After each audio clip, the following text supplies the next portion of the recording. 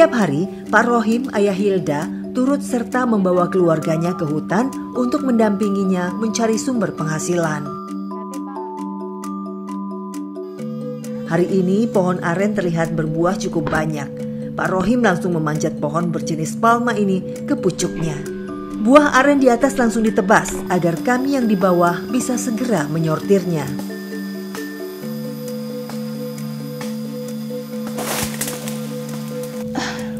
Buah aren ini memang jadi salah satu potensi yang ada di kampung ini.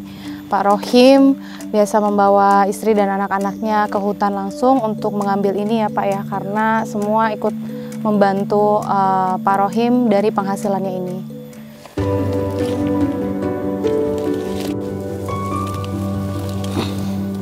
Dania, putri kedua Rohim dan Rasni, turut membantu memilah buah aren untuk dibawa pulang.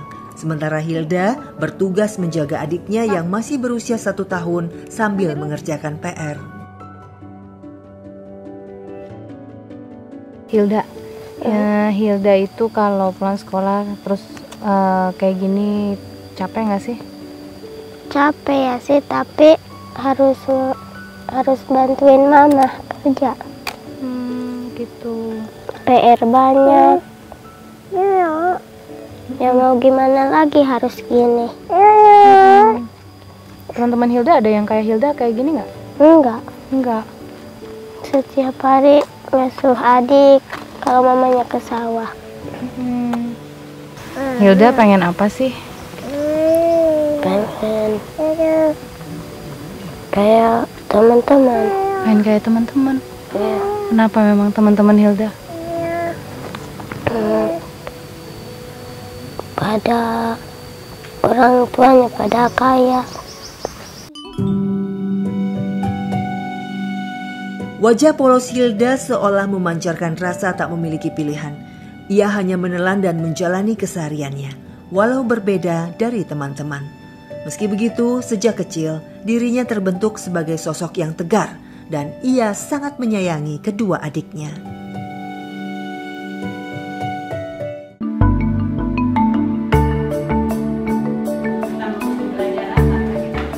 Syukurnya, pendidikan yang diemban Hilda di sini tidak dipungut biaya karena berbasis yayasan. Menurut gurunya di sekolah, siswi kelas 7 di MTS Miftahul Huda ini selalu membantu orang tuanya usai belajar di sekolah. Jika dilihat dari posturnya, ia tak terlihat sebagai siswi SMP karena tubuhnya yang kecil. Hal itu pun tak membuat dirinya minder. Hilda tetap ceria menjalani keseharian bersama teman-temannya. Jarak dari sekolah ke rumah yang terbilang dekat membuat Hilda langsung pulang demi bisa membantu orang tua. Anak pertama dari 3 bersaudara ini ingin menjadi contoh yang baik bagi adik-adiknya.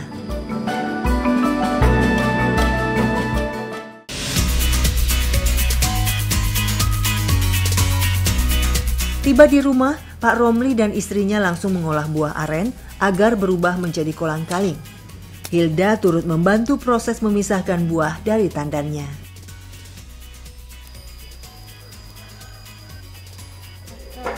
Gatal? Oh, jadi sebenarnya nggak boleh kena getah ya, apalagi anak-anak ya, kulitnya lebih sensitif. Jadi ini pertolongan pertama, tangannya Hilda itu diolesin tanah karena getah arennya ini nggak sengaja kena kulit tadi. Nah kayak gitu, emang ini efeknya untuk anak-anak kulitnya masih sensitif itu bisa gatal-gatal gitu. Ini didiemin aja Bu, kayak gini.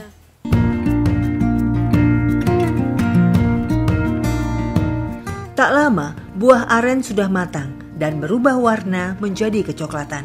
Proses berikutnya yakni mengupas kulit buah agar kolang-kaling bisa dikumpulkan. Panas nggak sih? Panas. Hilda seperti sudah paham betul pekerjaan yang biasa dilakoni orang tuanya. Dengan telaten, satu persatu buah aren dikupas oleh Hilda. Bu, jadi pekerjaan Bapak sehari-hari itu apa Bu sebetulnya? Kalau kerjaan sehari-hari ke sawah, serabutan aja kemana aja, siapa aja yang ngajak, ke kebun, kuli ngambil kelapa. Tuh ini kulang-kaling. Kenapa? Apa yang bikin Ibu tuh sedih? bisa ngomong. Kalau masalah anak saya, susah pekerjaan, nggak setiap hari bisa dapat uang di sini tuh. Ya gitu, mikirin anak gimana buka puasanya harus sama apa gitu. Kira-kira buat Lebaran udah punya tabungan uang mungkin? Nggak ada? Buat sehari-hari aja, kadang ada kadang enggak. Itu yang bikin saya sedih tuh itu, karena keadaan orang tuanya begini, tapi anak nggak boleh seperti saya.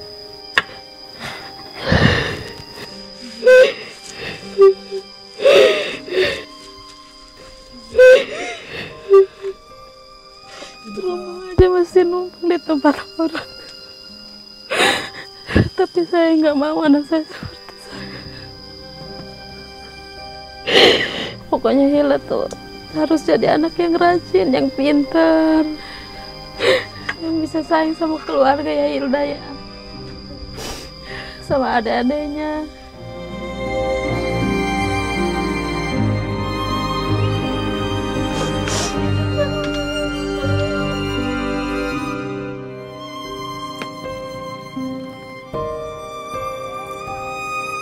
Saya cuma butuh pekerjaan tetap buat suami saya. Kalau masalah makan atau biaya sekolah, insya Allah kami di sini bisa mencukupi, apalagi makan hasil dari kebun atau sawah di sini masih bisa. Tapi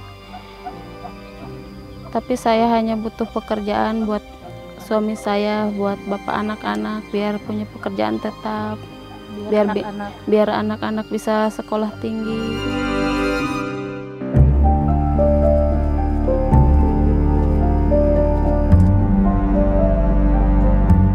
Di sisi lain, orang tua Hilda amat mengkhawatirkan masa depan ketiga anaknya jika tak memiliki penghasilan tetap. Mereka yang tinggal di pelosok hanya mengharapkan program pemerintah yang setara dan tepat sasaran.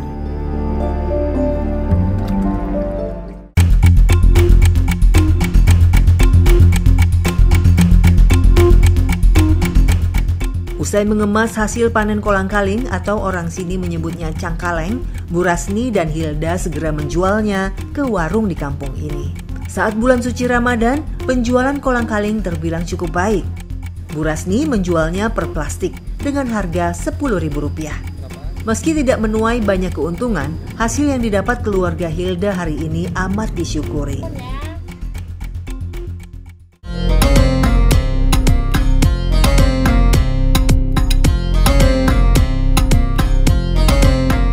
Inilah tempat beribadah paling dekat yang bisa dijangkau oleh anak-anak.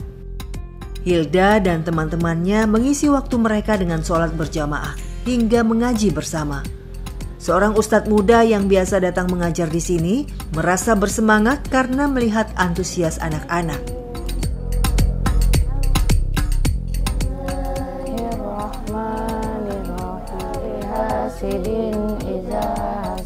Halo Ustadz, Assalamualaikum. Oke, ini memang setiap hari nih anak-anak ngaji datang ke sini? Iya, setiap hari. Oh gitu. Kegiatannya setiap hari ngaji sambil nunggu buka puasa, ngabuburit. Wow. Masjidnya nggak ada emang Ustadz di sini? Yang dekat cuma ini sih. Kalau ada cuma agak jauh. Terus jalannya juga lumayan. Oh gitu hancur, ya. Apalagi anak-anak gitu ya. Ya, kasihan kejauhan kalau yang di sana.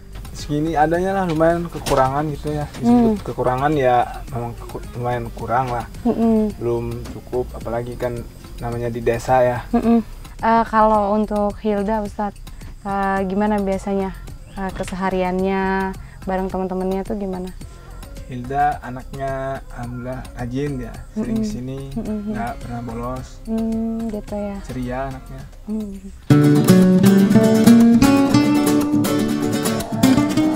Ya, itulah sosok Hilda yang digambarkan oleh orang-orang di sekitarnya.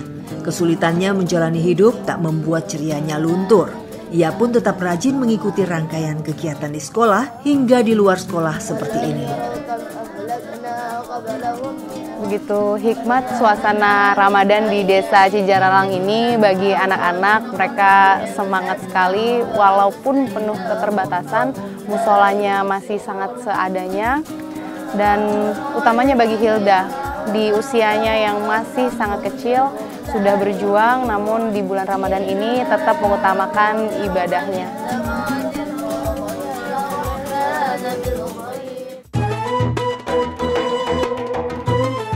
Selain mengaji, anak-anak juga terdidik untuk bertanggung jawab akan lingkungan sekitar mereka.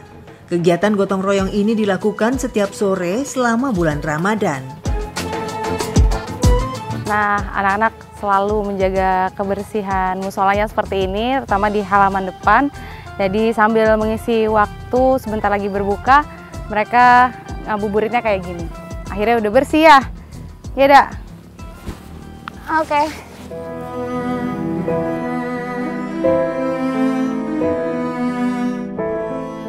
Serangkaian aktivitas Hilda di bulan Ramadan menjadi potret betapa kerasnya kisah hidup yang dijalani anak seusianya. Namun hal itu tidak mematahkan semangatnya dan tak juga membuat dirinya menyalahkan keadaan. Tadi sempat disebut sama Ustadz Fikri, fasilitas mengajinya mungkin ada kekurangan sedikit. Nah, jadi Pak Ustadz nih ada amanat dari Indonesia Ku-Trans 7, mungkin jumlahnya nggak begitu banyak, tapi semoga bermanfaat ya. Oke, nih. Anak-anak begitu berbinar mendapatkan Quran baru untuk mereka bawa pulang. Kebahagiaan yang begitu sederhana namun bermakna. Semoga bulan suci ini membawa mereka semakin tumbuh menjadi sosok penerus bangsa yang teguh dan tangguh.